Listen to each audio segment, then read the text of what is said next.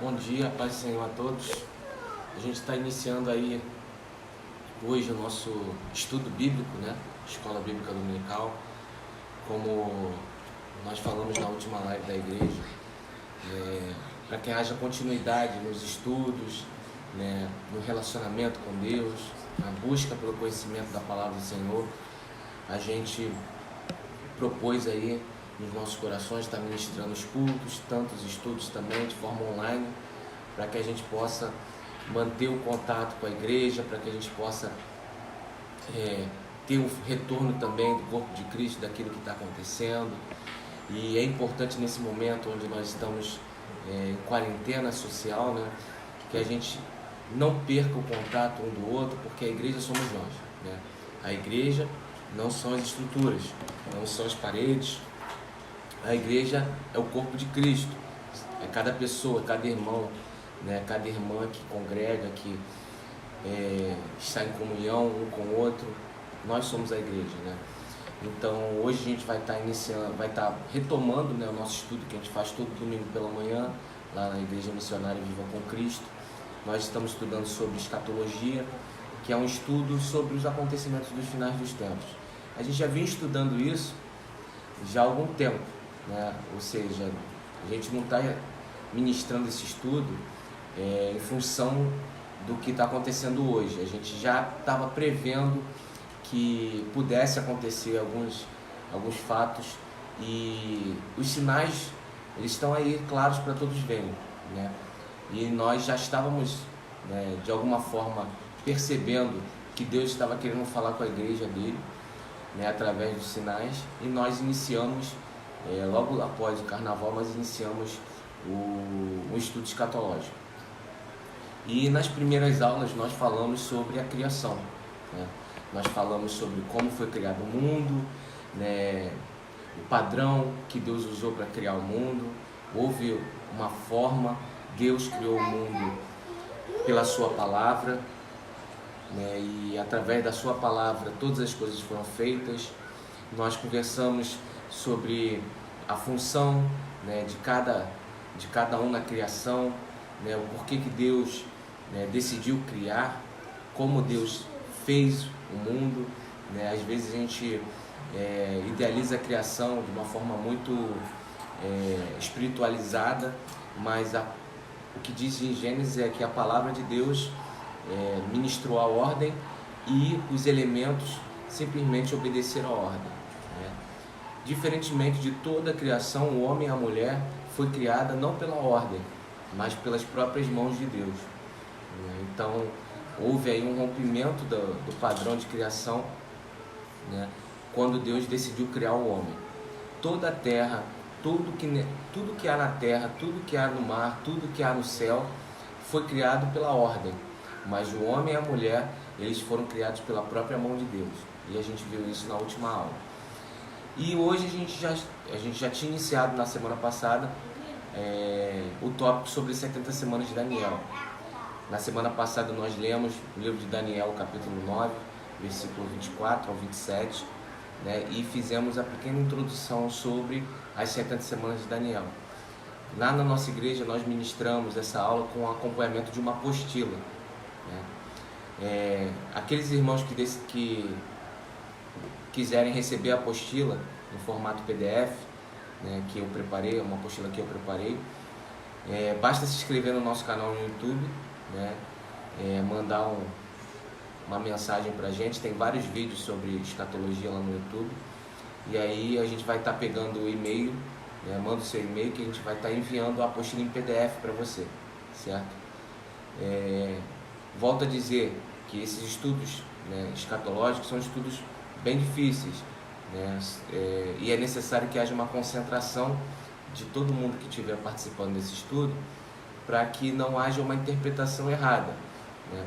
É claro que existem várias linhas teológicas acerca dos acontecimentos dos fins dos tempos, né? Nós vamos estar colocando a linha teológica que nós acreditamos, mas cada um tem a liberdade, né? Cada um tem a liberdade de acreditar na linha teológica que a sua igreja, né, que a sua convenção adota. Mas a gente está colocando aqui os pontos em que nós acreditamos, sem querer desrespeitar, claro, ninguém, mas nós precisamos ministrar a nossa opinião, certo? Então, a gente, na semana passada, nós lemos Daniel 9:24, e hoje, para a gente iniciar a nossa aula, a gente vai ler, né, Lucas 21. Lucas 21 é o sermão que Jesus profere acerca do futuro, né?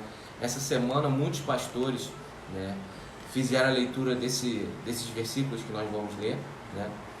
E nós vamos ler esses versículos também à luz de Daniel 9:24.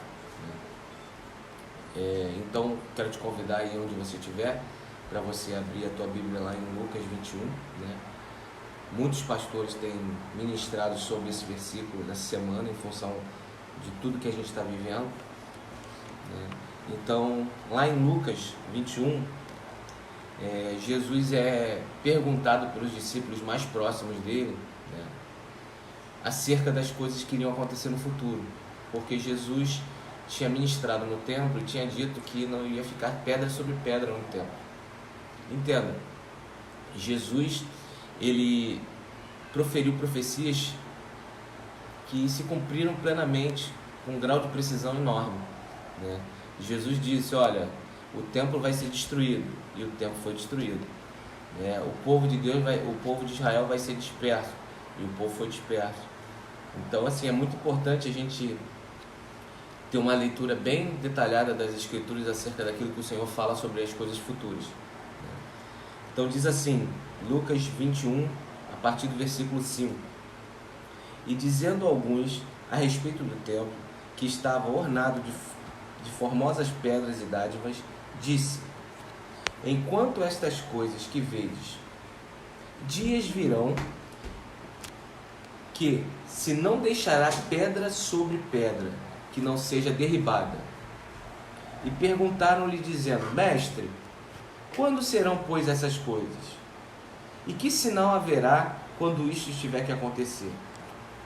Então disse Jesus: vede que não vos engane, porque virão muitos em meu nome dizendo: sou eu, e o tempo está próximo. Não vades, portanto, após eles.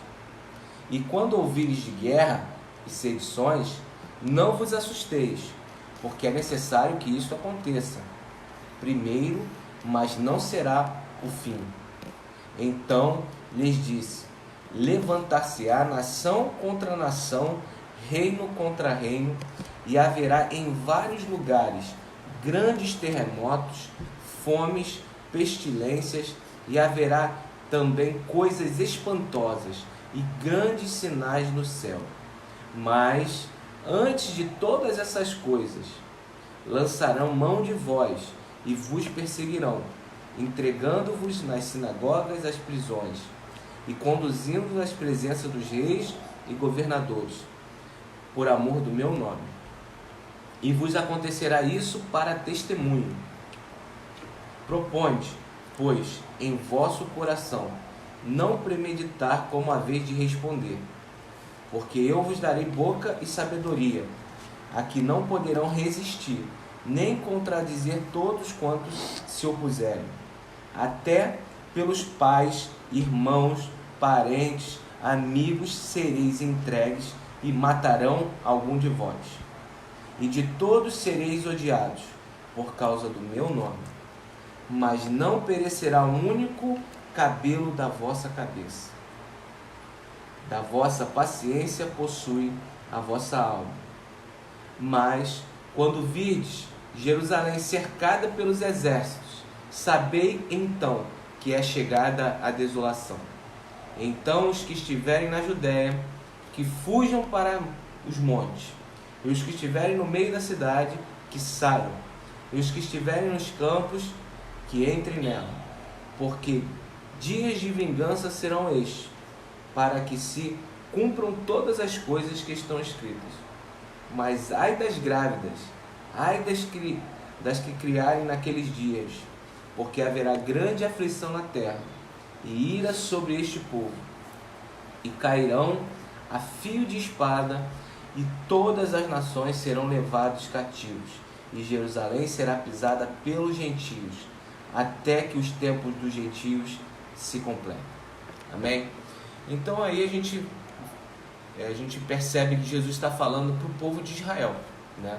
O direcionamento de Jesus nessa profecia, ele é bem claro para o povo de Israel, né? Ele está dizendo que não é o fim ainda não vai acontecer, não vai estar próximo, mas ele diz que nenhum fio do nosso cabelo vai cair sem a permissão dele. Então, primeiro nós temos que fazer uma leitura da Bíblia de forma detalhada, né, e entender que o próprio Senhor Jesus disse que muitos iriam dizer que, olha, é agora que vai acontecer, é agora que Jesus vai voltar, é agora que Deus está pesando a mão, é agora, olha lá está o profeta, olha aqui eu estou falando em nome de Deus. Então nós temos que ter muito cuidado acerca desse tempo que nós estamos vivendo, porque as pessoas vão procurar líderes, as pessoas vão procurar respostas imediatas, as pessoas vão procurar, né, argumentos para tudo que está acontecendo e buscar, né, serem guiadas por pessoas. E muitas pessoas vão querer se aproveitar dessa situação para tentar, de alguma forma, se posicionar como um Messias, ou um líder, ou dizendo que conhece o futuro, ou dizendo que agora vai acabar, o mundo vai acabar, agora Jesus está voltando, né? A gente precisa ter muita paciência. O que Jesus disse, tenha paciência, a vossa alma precisa ter paciência, né? E eu quero reler com os irmãos, né, o livro de Daniel, para que a gente possa refazer a leitura das 70 semanas. Por quê? Porque é muito claro. Jesus, ele disse aqui em Lucas 21, que cairão, no último versículo 24 que nós lemos, né, e cairão a fio da espada para todas as nações, e serão levados cativos, e Jerusalém será pisada pelos gentios, até que o tempo dos gentios se complete. Então Jesus está dizendo o seguinte, antes mesmo do tempo dos gentios, hoje nós estamos vivendo no tempo dos gentios. Por quê? Porque Jerusalém, ela não pertence ao Estado de Israel. Ela é uma cidade mundial, é um patrimônio mundial, né, da ONU. Então, Jerusalém está sob o domínio dos gentios. Então, Jesus está falando aqui justamente antes mesmo de se criar a ONU, antes mesmo de acontecer a Segunda Guerra Mundial, a Primeira Guerra Mundial, Jesus já estava falando que os judeus seriam dispersos, seriam levados cativos, seriam mortos, e isso só iria acabar quando se completasse o tempo dos gentios. E o que significa se completar o tempo dos gentios? Significa que só vai acabar quando Jerusalém voltar para o domínio de Israel, né? Voltar para a autoridade do Estado de Israel. Hoje Jerusalém não está sob a autoridade do Estado de Israel, né? Ela está ali, Israel está em volta, né? Mas não é... Israel divide a cidade com os palestinos, Israel divide Jerusalém, né, com outras nações. Então é muito importante a gente entender que Jesus está falando ali para o povo de Israel. E as 70 semanas de Daniel, elas são profetizadas para o povo de Israel e para Jerusalém, né? Então, às vezes as pessoas cometem alguns erros, né, e acham que as 70 semanas de Daniel, Deus está falando para a igreja. Não. É bem claro, quando Daniel recebe as 70 semanas de Daniel, ele fala para a igreja. Então vamos abrir nossas Bíblias lá em Daniel 9.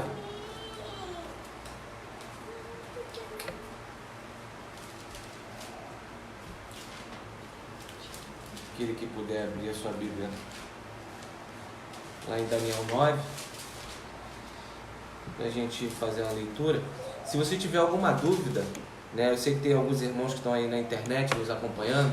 Se tiver alguma pergunta para fazer, pode fazer aí que a gente tenta responder daqui, tá?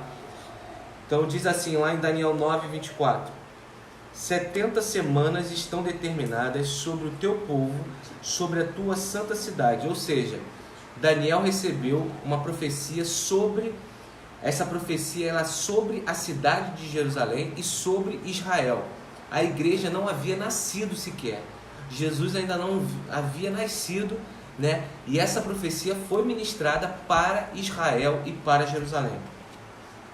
Para extinguir, olha o objetivo das 70 semanas. Olha o objetivo das 70 semanas de Daniel. Para extinguir a transgressão e dar fim aos pecados, e expiar a iniquidade e trazer a justiça eterna, selar a visão e a profecia e ungir os santos dos santos. Ou seja, o objetivo das 70 semanas de Daniel é justamente acabar com o pecado, acabar com a iniquidade, apresentar o Messias, ungir o Messias e fazer o povo de Israel conhecer quem é o Messias, né? Então, 70 semanas foram determinadas para Israel e para a cidade santa. Isso não sou eu que estou dizendo, é a Bíblia que está dizendo aqui em Daniel 9:24. Então, 70 semanas estão determinadas sobre Israel e sobre Jerusalém, para acabar com o pecado, a iniquidade, selar a visão e também apresentar o Messias, né? No Daniel 9:25, sabe e entende, desde a saída da ordem para restaurar e edificar Jerusalém, até que seja apresentado o Messias, o príncipe com letra maiúscula, está escrito na minha Bíblia com letra maiúscula. 7 semanas, ou seja, 7 semanas vão passar, mais 62 semanas, ou seja, 7 mais 62 dá 69 semanas. Então o que Daniel está passando aí, a profecia dele está dizendo? Que vão se passar 7 semanas mais 62 semanas, um total de 69 semanas. Talvez você esteja se perguntando, pô, pastor, são 69 semanas, mas como é que a gente pode fazer esse cálculo se são semanas de dias? Não, quando a gente fala de semanas proféticas, nós estamos contando o tempo não de forma diária, mas sim de forma anual. São semanas anuais. Por quê? A palavra do hebraico usada em Daniel para definir semanas é a mesma palavra usada para um conjunto, né, de 7 coisas, de 7 dias, de 7 anos. Então, ou seja, é como se fosse uma dúzia de dias, uma dúzia de banana, uma dúzia de melancia. Então, a palavra aqui, ela está se referindo a um conjunto de 7 anos, e não de 7 dias, certo? Por isso que 7 semanas e 62 semanas não são 69 semanas, mas não são semanas de anos, não são semanas de dias, são semanas de anos. Então, ao todo, nós estamos falando de 483 anos, né? Anos que são anos do calendário judaico. O calendário judaico é diferente do nosso calendário. O calendário judaico, ele conta um ano com 360 dias. O nosso calendário, nós contamos um ano com 365 dias e tem anos que são bissextos, né? Que tem menos e mais dias. Então existe uma diferença no nosso calendário, que é o calendário gregoriano, para o calendário de Israel, que é o calendário lunar. Então como a gente faz essa conta? A gente faz a conta pelos dias e não pelos anos, porque cada dia tem a mesma duração, certo? Então, por exemplo, 69 semanas Daniel profetizou aqui para que fosse apresentado o Messias. Então, quando Daniel profere 69 semanas, é o tempo para que fosse apresentado o Messias, ele está falando o seguinte: vão se cumprir 483 anos até que o Messias seja apresentado em Israel. E esse tempo vai começar a contar, Daniel 9:25, sabe e entende, desde a saída da ordem para restaurar e edificar Jerusalém. Ou seja, Daniel está dizendo que esse tempo começa a contar a partir do dia que saiu o decreto para restaurar e reedificar a cidade de Jerusalém. Então, as 70 semanas, elas começaram a ser contadas a partir do momento em que houve um decreto de algum rei para que fosse restaurada e reconstruída Jerusalém. Que rei foi esse? Foi o rei Artaxerxes, certo? Lá no ano de 444 a.C., se nós abrirmos nossas Bíblias lá em Neemias, capítulo 2, versículo 8, nós vamos ver a edição desse decreto.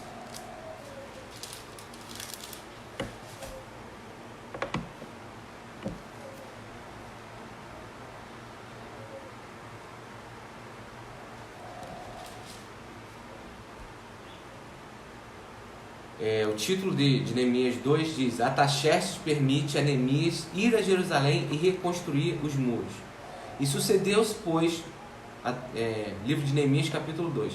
Sucedeu-se, pois, no mês de Nissan, no ano 20º do rei Artaxerxes, que estava posto vinho diante dele, e tomei o vinho e dei ao rei, porém nunca antes estivera triste diante dele.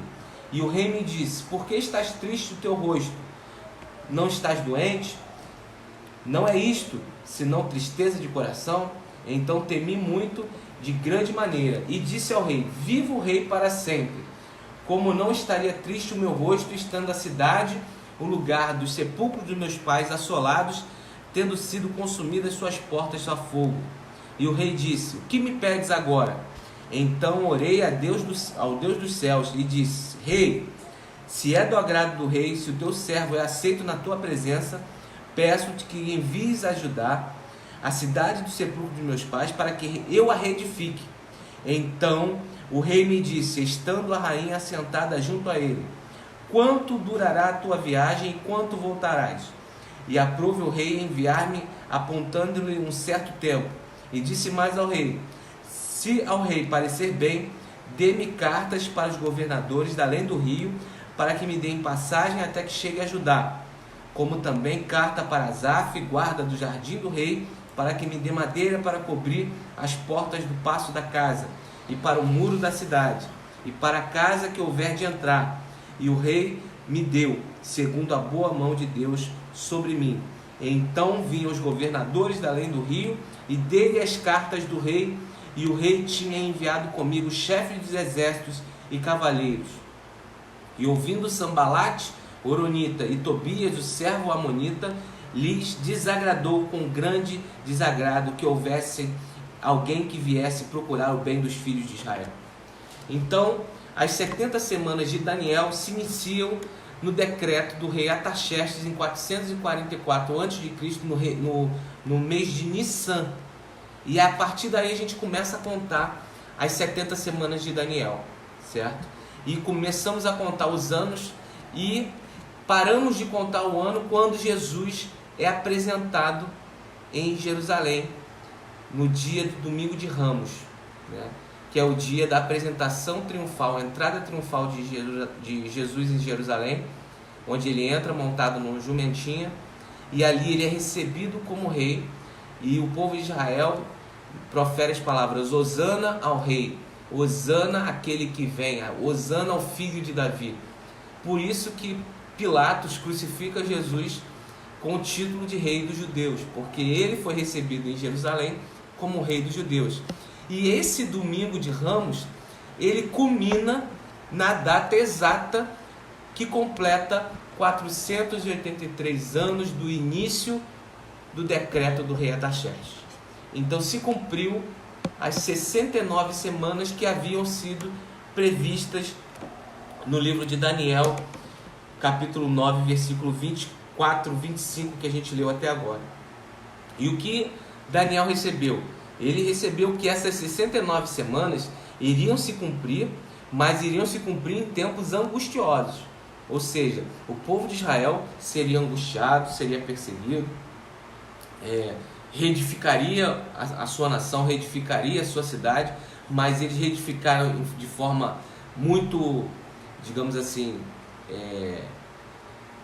de forma inquieta, porque eles tiveram que reconstruir com ferramentas e armas nas mãos, né? Então a profecia de Daniel se cumpriu na sua plenitude, e as 69 semanas se cumpriram, e Daniel diz o seguinte, que logo depois, Daniel 9:26, logo depois das 62 semanas será cortado o Messias, e não será mais, ou seja, aquele Messias que foi apresentado no final das 69 semanas, que é Jesus, ele seria morto.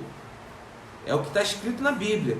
Ou seja, próprio Daniel recebeu que Jesus seria apresentado como Messias e ele precisaria ser morto para que pudesse cumprir as 69 semanas, né?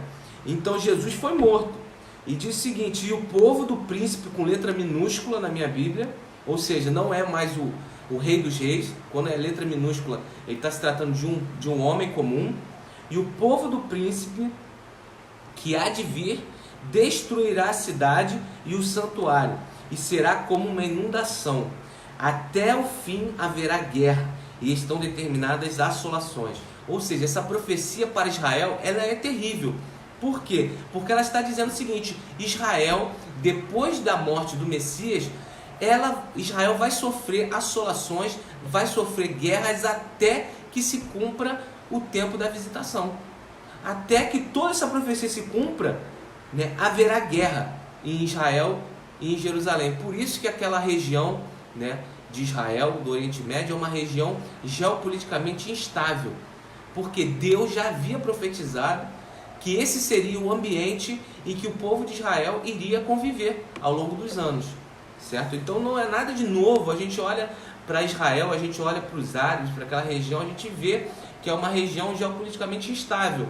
Porque a própria profecia, o próprio Senhor Deus quer que seja assim, para que toda profecia que foi proferida venha se cumprir. Então, 483 anos após o decreto do rei Artaxerxes, Jesus entra em Jerusalém, é apresentado como Messias e é morto.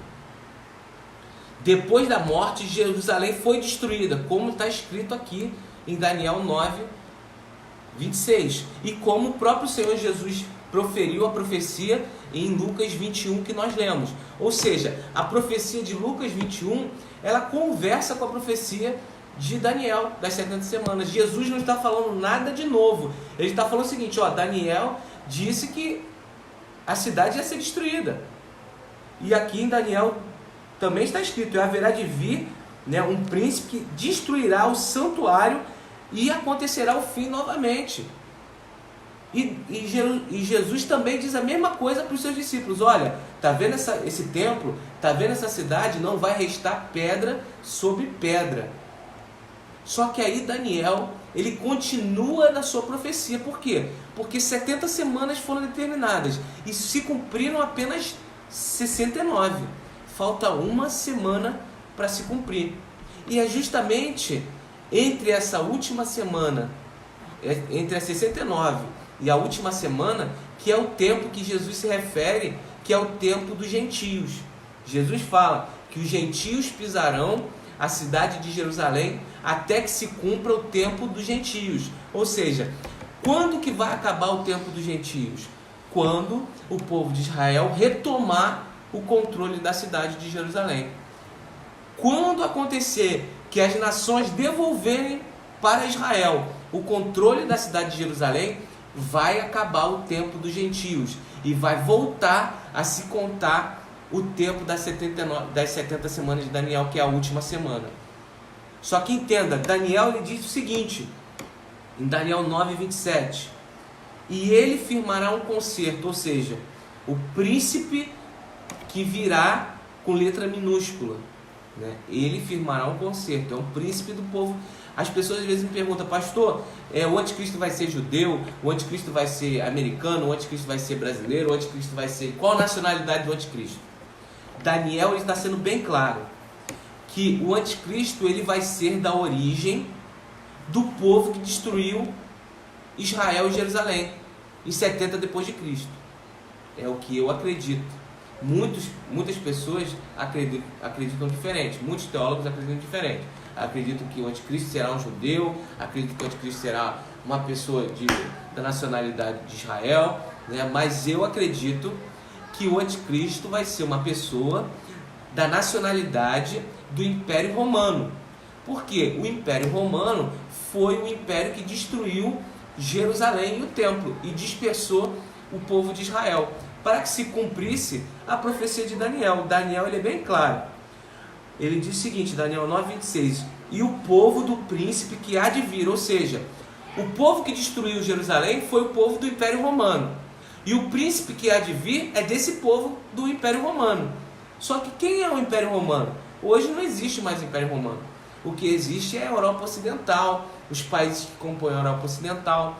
Então, muito provavelmente, isso é o que eu acredito. Cada um acredita naquilo que acha melhor. Mas eu acredito que o anticristo não vai ser um líder religioso. Ele vai ser um líder político.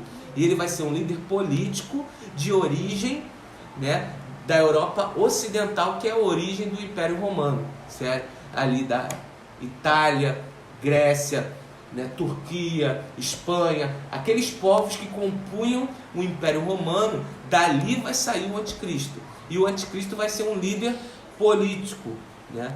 O anticristo não vai ser um líder religioso, ele vai ser um líder político. É o que eu acredito, certo? Estou sendo bem claro que essa é a minha opinião.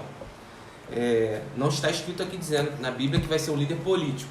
Eu acredito que seja um líder político, mas aí vocês manifestem a opinião de vocês aí na nossa live, fiquem à vontade, certo? Então Jerusalém foi destruída no ano 70 de Cristo pelo Império Romano, né? E aí, né, o povo de Israel foi disperso no mundo, como Jesus disse lá em Lucas 21. Jesus disse, olha, vocês vão ser dispersos, só que isso não será o fim. E aí Daniel ele diz o seguinte: o príncipe desse povo vai firmar um acordo com as nações e vai começar a última semana, ou seja, a última semana de Daniel. Para ela começar, é preciso acontecer um acordo desse homem, desse líder político com as nações, para dar domínio para esse líder político, para ele poder, digamos assim, governar o mundo inteiro segundo aquilo que ele entende que seja o melhor, né? Então vai ser firmado um acordo entre as nações e esse homem que vai liderar o mundo, para que ele possa governar o mundo. E Daniel diz que esse governo desse homem, que a gente chama de anticristo, ele vai ser dividido em duas partes. A primeira metade da última semana, que são 3 anos e meio, e a última metade dessa última semana, que são 3 anos e meio. É como se fossem um mandato renovado por um período igual. Como a gente tem hoje no Brasil eleições para presidente, as nossas eleições, a gente elege um governante por um período de 4 anos, e no final de 4 anos aquele governante tem a possibilidade, se ele quiser, de concorrer à reeleição. Muito provavelmente o anticristo vai fazer algum mecanismo semelhante a esse para poder se reeleger no controle mundial. Ele vai fazer um acordo com as nações, durante 3 anos e meio ele vai governar, e depois ele vai poder renovar esse acordo por mais 3 anos e meio, né? É o que a Bíblia diz aqui. E fará um acordo por uma semana. Na metade da semana fará cessar o sacrifício e oferta de manjares. Sobre a asa das abominações virá o assolador, até a consumação. E o que será determinado será derramado sobre o assolador. Então a gente precisa ler esse versículo com um pouco de carinho e um pouco de detalhe, né? Diz o seguinte, que ele, na metade da semana, ou seja, na primeira parte do seu governo, ele vai fazer cessar o sacrifício e oferta. E aí a gente traz a nossa, digamos assim, essa palavra para os dias de hoje. Nos dias de hoje, existe sacrifício e oferta? Lembra que a gente está falando do povo de Israel. Do povo de Israel e Jerusalém. As 70 semanas, elas foram determinadas sobre Israel e Jerusalém. Então o povo de Israel hoje sacrifica e lança oferta no templo? Não. Por que o povo de Israel não sacrifica hoje? Porque eles não têm um templo. Então está faltando uma peça para que essa profecia possa começar a qualquer momento, que é a reconstrução do templo de Jerusalém, certo? Eu tive no ano passado na cidade de Jerusalém. É um local realmente fenomenal, indescritível. Quem tiver a oportunidade de visitar algum dia, eu aconselho, né? Realmente Deus está com aquele povo, Deus está naquela nação. Você sente a presença de Deus, é algo muito tremendo. Agradeço a Deus muito pela vida dos irmãos que estiveram comigo, pastores, né, e apóstolo que esteve comigo, o apóstolo Almir Passoni, né, os pastores que estiveram lá comigo, né, e foram momentos maravilhosos. E lá eu tive a oportunidade de visitar o Domo da Rocha. O Domo da Rocha é o local onde, segundo a tradição judaica, foi o local onde Abraão iria sacrificar o seu filho Isaque. E sobre esse local também, né, se construiu, segundo os judeus, era construído o Templo de Jerusalém. É a parte mais alta da cidade de Jerusalém. Então, naquele local onde tem o Domo da Rocha, que é um digamos, um palácio, né? Ali, muito provavelmente, será reconstruído o Templo de Jerusalém, que será o terceiro templo, certo? Para que os judeus possam voltar a sacrificar e oferecer as suas ofertas, é necessário a reconstrução do templo. E existe em Israel um instituto responsável só pela reconstrução desse templo, que é o Instituto do Templo. Se você buscar na internet, no Google, você pode colocar Instituto do Templo, coloca em inglês, que você vai achar esse Instituto, né, do Templo. Você vai achar isso, falha técnica aqui, né, mas tudo certo. Então, se você tiver curiosidade para procurar, né, a respeito sobre esse instituto que está reunindo fundos para reconstruir o Templo de Jerusalém, você coloca no Google que você vai ver lá, Instituto do Templo, você pode fazer doações, né? Você vai ver que já existem várias peças, né, do templo que vai ser reerguido, que já estão prontas, né? O povo de Israel já está se preparando para que esse templo seja reerguido, e a qualquer momento ele pode ser reerguido, né? Então, para que se cumpra na plenitude essa profecia, é necessário que seja reconstruído o Templo de Jerusalém. Por quê? Porque o anticristo vai precisar profanar esse templo. Então, para que seja profanado o templo, tem que existir o templo. Então, o Templo de Jerusalém precisa ser reconstruído. Então, o anticristo ele não vai, digamos assim, firmar um acordo sem antes haver todas as condições da profecia se cumprido. Então, para que se cumpra essa profecia, precisa do Templo de Jerusalém. Jerusalém precisa voltar para o domínio dos judeus. Os judeus precisam reconstruir seu templo e precisam voltar a sacrificar no templo, precisam voltar a lançar suas ofertas no templo, para que tudo esteja pronto para a manifestação daquilo que o profeta Daniel chama de iníquo, assolador. Ele vai se manifestar dentro do templo, vai profanar o templo, e aí sim nós vamos ver a grande tribulação acontecer. Tudo o que acontecer antes disso é apenas o princípio das dores. É apenas uma amostra do que vai acontecer no final do tempo. Então tudo que a gente está vendo agora, pestes, terremotos, né, violência, apostasia, egoísmo, as pessoas apenas querendo olhar para dentro das suas casas, não se importando com os outros, isso tudo é apenas uma amostra menor daquilo que a gente vai ver quando realmente a grande tribulação começar, né? Quando realmente o governo do anticristo começar. E o governo do anticristo ele vai começar, né? Isso não tem jeito. Está profetizado, Deus vai cumprir a profecia. A palavra de Deus não volta, ela vai acontecer. Então o início da última semana acontecerá após a assinatura de um acordo de paz entre as nações, inclusive Israel, e um líder político dos gentios. 3 anos e meio após assinado esse acordo de paz, esse acordo de paz vai ser rompido pelo próprio anticristo. E o templo de Israel vai ser profanado. E a adoração e os sacrifícios que Israel estiver fazendo ali naquele templo vai ser parado. E Israel vai ser perseguido pelo próprio anticristo que eles colocaram lá. E no final desta semana, o líder político vai ser destruído, ou seja, o anticristo vai ser destruído no final. Então, a última semana de Daniel, ela é dividida em 2 partes. A primeira parte, né, na apostila, a gente faz bem menção a essa parte, que é justamente na apostila, aí a gente tem as características da primeira metade da última semana. Assinatura do Tratado de Paz, em 2 Tessalonicenses 2, versículo 4, está descrito esse Tratado de Paz, né? O anticristo se assentará no trono em Jerusalém. Isso é característica da primeira metade da última semana. Um período de conquista para o anticristo, ou seja, é um período que o anticristo vai estar consolidando o seu governo. Haverá uma paz simulada, ou seja, não vai ser uma paz verdadeira, vai ser uma paz forçada. E o governo do anticristo fará sinais e prodígios. 2 Tessalonicenses 2, versículo 9. Vamos abrir lá em 2 Tessalonicenses para a gente poder ler essa passagem aí para não ficar somente na nossa palavra. Diz assim, 2 Tessalonicenses 2, versículo 4. Versículo 3. Ninguém, 2 Tessalonicenses 2, versículo 3.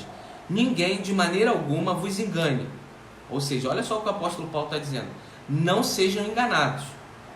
Porque não será assim sem que antes venha a apostasia e se manifeste o homem do pecado, o filho da perdição. Ou seja, o apóstolo Paulo está dizendo o seguinte: não vai acontecer antes que o anticristo se manifeste, certo? Não vai acontecer.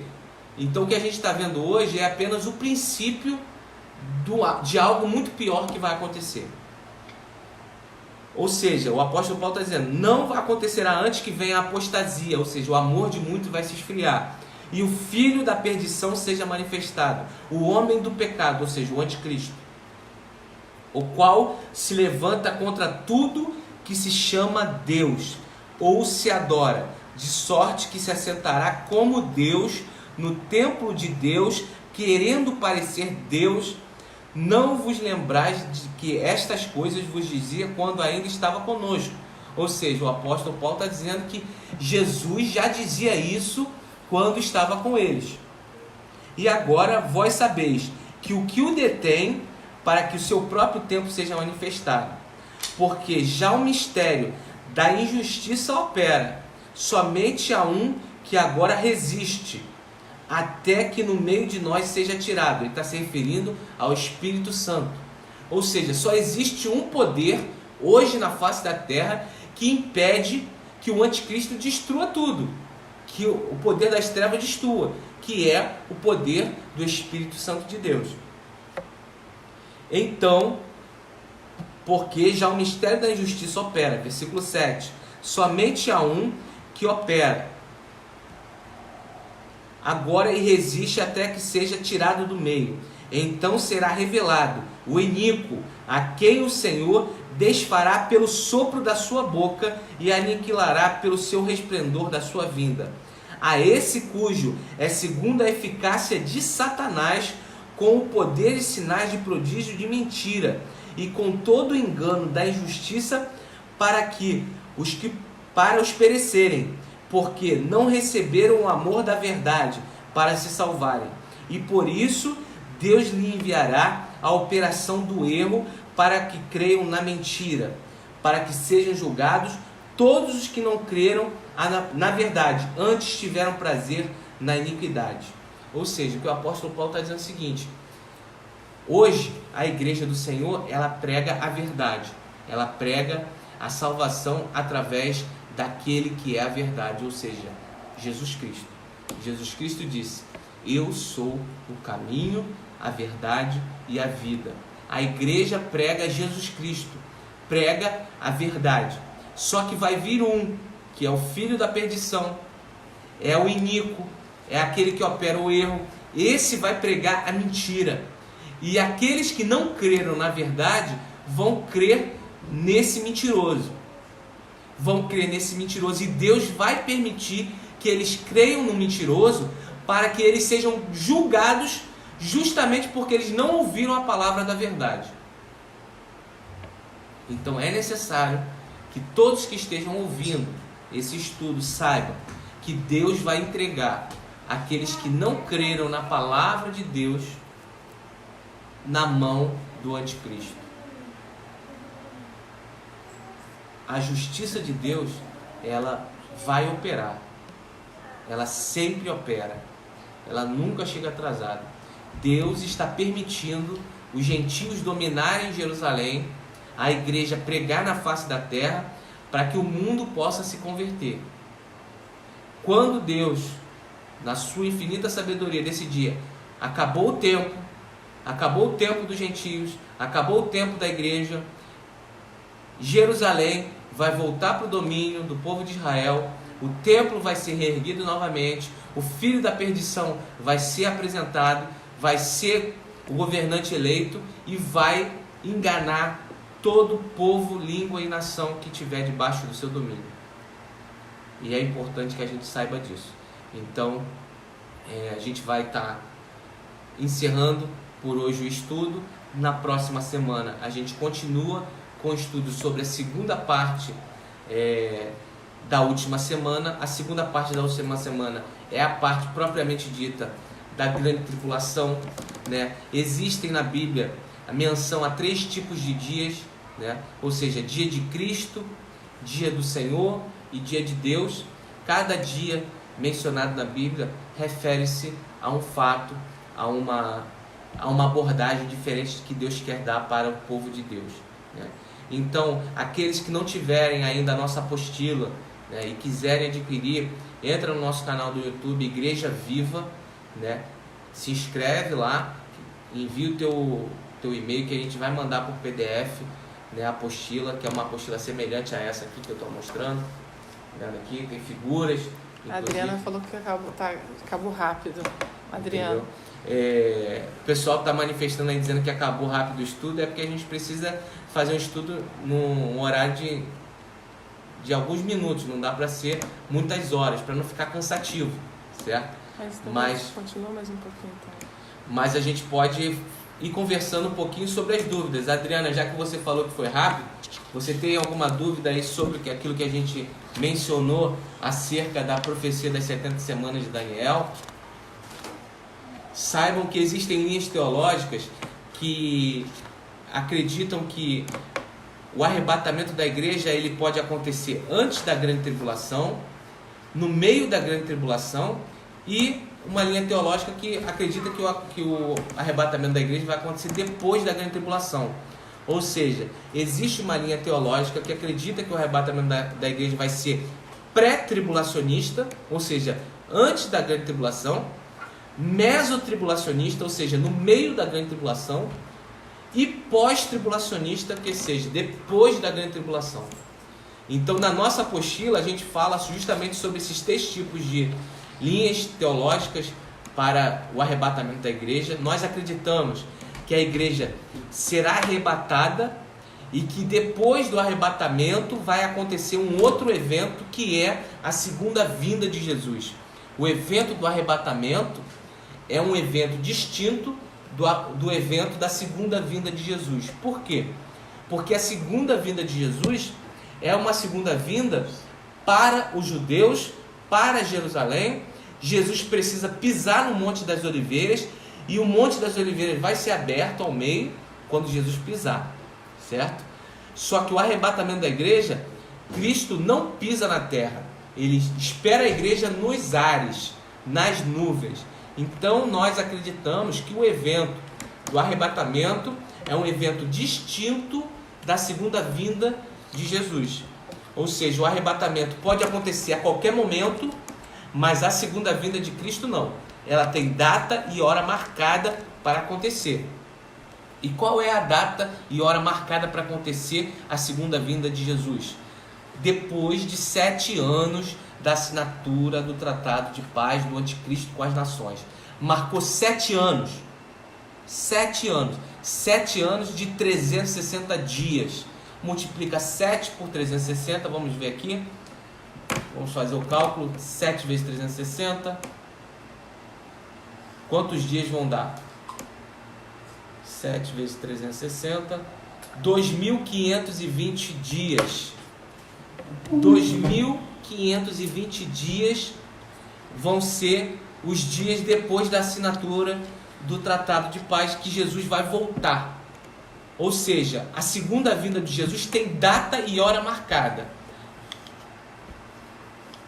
1.520 dias depois da assinatura do Tratado de Paz do Anticristo com as nações, Jesus vai voltar. E o dia do arrebatamento, tem dia e data e hora marcada? Não.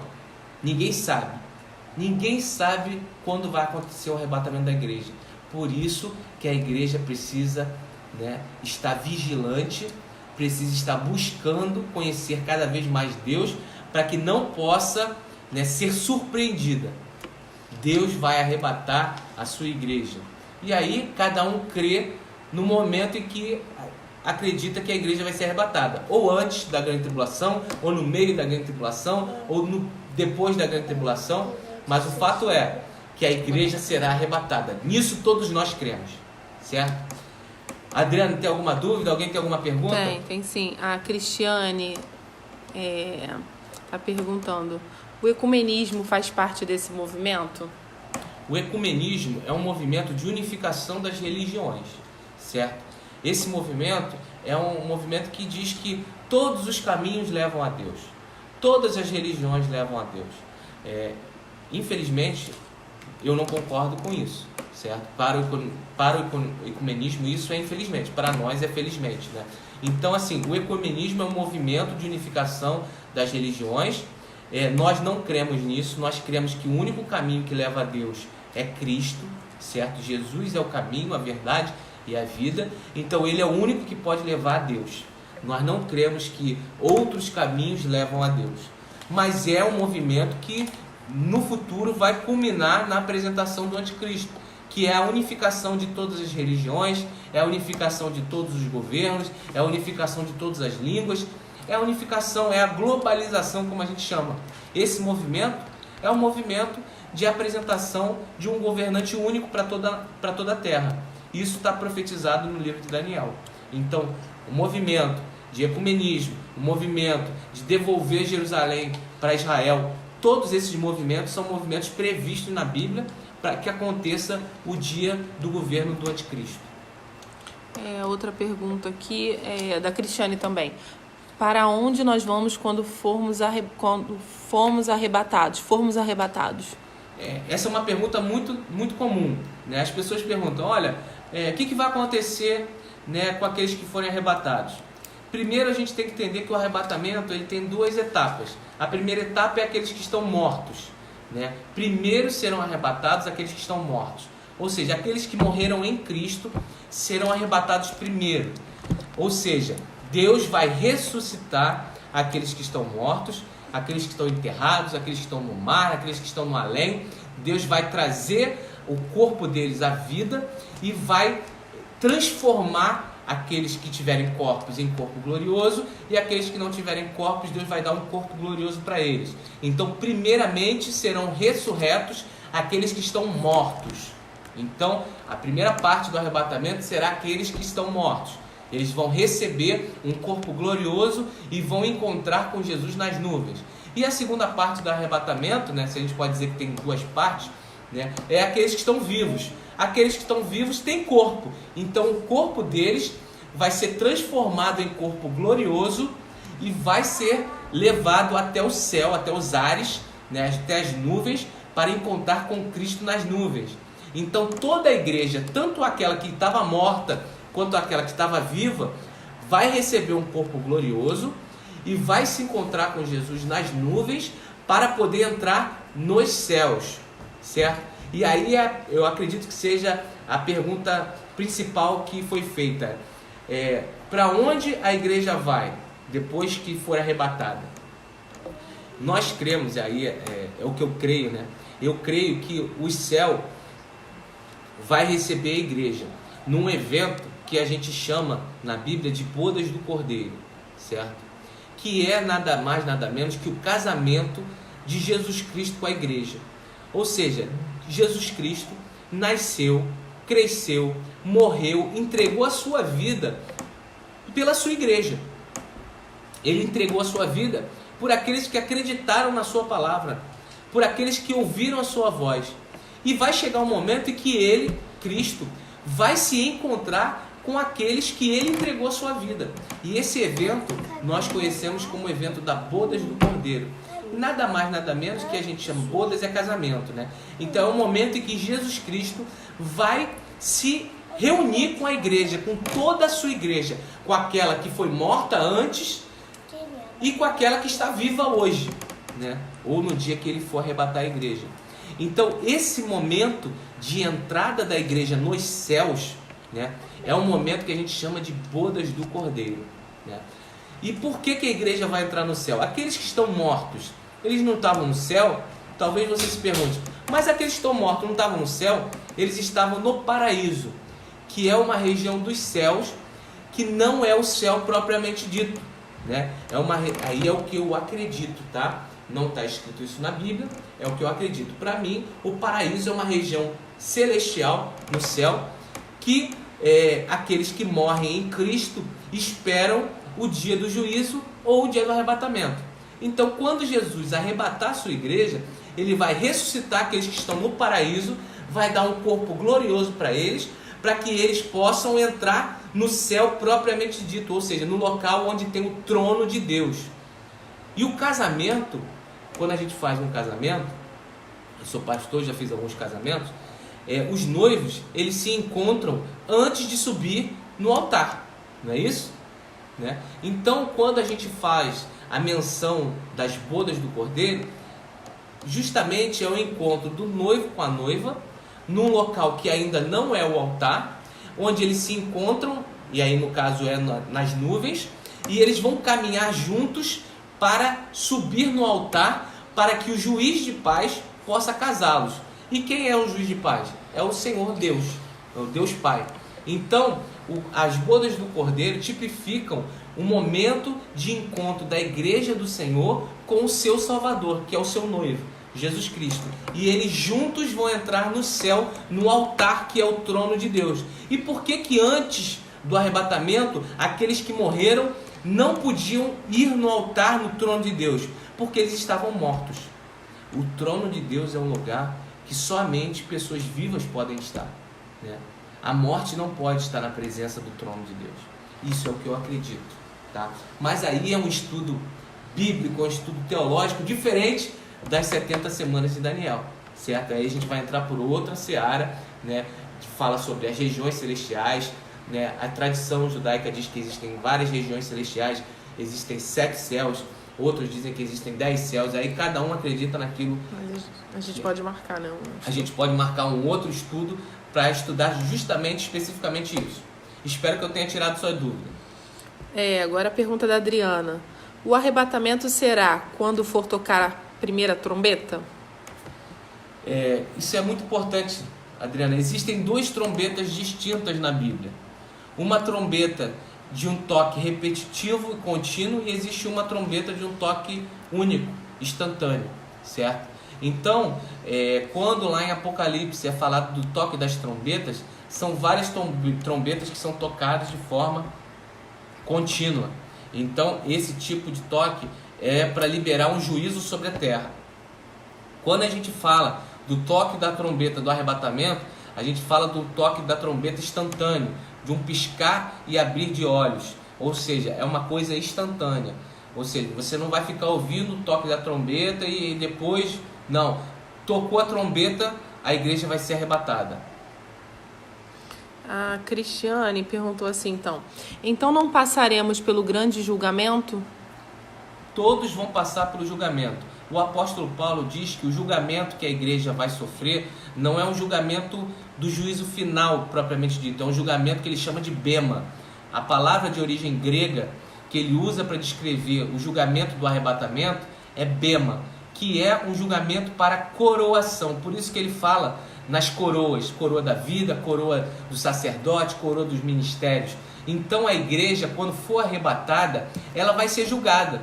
Só que pelo fato dela ser igreja e não haver nenhuma condenação sobre ela por causa do sangue de Jesus, ela apenas vai receber coroas, que significa o bema. O bema é um julgamento para coroação, semelhante ao que acontece nas Olimpíadas. Quando um atleta vence uma prova ou chega em segundo lugar, em terceiro lugar, ali acontece um julgamento. Todos os atletas concorrem e acontece um julgamento não para punição, um julgamento para coroação. Então, digamos que nós temos aí uma competição de nado, 100 metros livres de nado crawl. Largaram 10 atletas na piscina. Os 3 primeiros vão receber as medalhas de ouro, de prata e de bronze. É um julgamento para coroação. Os outros atletas não foram coroados, somente os 3 primeiros receberam a coroação. É o que vai acontecer com a igreja. Não tem mais perguntas. Amém? Então a gente encerra hoje a nossa aula. A gente vai estar voltando semana que vem para falar um pouquinho mais sobre os acontecimentos nos finais dos tempos. Se você tiver alguma dúvida, temos alguns vídeos gravados no YouTube, né, acerca desse assunto. Inscreva-se para que a gente possa mandar a apostila para você também, por e-mail, em PDF, para que você possa, na próxima aula, poder estar acompanhando conosco. Tá bom? À noite a gente tem um culto. À noite a gente vai ter um culto, né, na nossa live, a gente vai fazer às 19h30 o nosso culto, a gente vai louvar o Senhor, vai ter uma ministração da palavra, e eu tenho certeza que Deus vai edificar a sua vida através desse momento também. Esteja conosco aqui da Eviva, né, nos nossos canais, no nosso Instagram, no nosso Facebook e no nosso canal do YouTube, que nós temos ali gravados algumas pregações e vídeos que vão edificar a sua vida também. Se você tiver alguma dúvida, nos procure, nós estamos à disposição para estar abençoando a tua vida. Terça e quinta também. Na terça-feira nós vamos fazer uma live para o grupo de evangelismo, que é a nossa visão celular, e na quinta-feira também estaremos fazendo uma live para o nosso culto de propósito, né?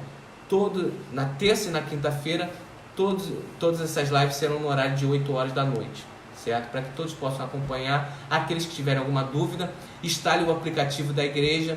Nós estaremos colocando também no aplicativo da igreja todos os vídeos que estão no YouTube, para que você possa acompanhar onde você estiver, independente se você tiver ou não pacote 3G no teu celular, você vai poder estar acompanhando, estar lendo a Bíblia junto conosco, tá bom? Graça e a paz a todos. A gente volta a se encontrar à noite. Eu vou fazer uma oração para a gente estar encerrando esse momento, e eu quero deixar já o convite para que à noite você esteja conosco na nossa live. Senhor Deus, queremos te agradecer por essa manhã de estudo bíblico, Senhor, que o Senhor possa continuar nos edificando, protegendo a nossa casa, sustentando as nossas vidas.